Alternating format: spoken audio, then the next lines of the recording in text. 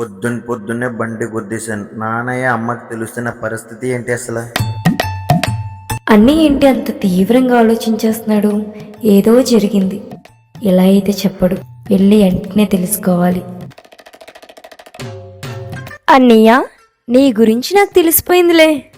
ఏం తెలిసింది? అమ్మకి చెప్పనా? ఏం చెప్తావు? అమ్మకి చెప్తా. వద్దు, నువ్వు అమ్మకి ఏం చెప్పగా, నీకు ఏం కావాలో అన్ని చేసి పెడతాను ప్లీజ్, కానీ అమ్మకి చెప్పగా. ఏదన్నా చేస్తావా? ఏదైనా చేస్తాను. ఇదిగో. సరే సరే, ఈ రోజు పనంతా అన్నీ చూసుకుంటాడులే. అన్నయ్య, తర్వాత గిన్నెలు కూడా తోమాలరా. సరే సరే. అన్నయ్య, ఆ పని అయిపోయిన తర్వాత నేను బ్యూటీ పార్లర్ కూడా తీసుకెళ్ళాలి. ఇది రాత్రికి ముఖానికి.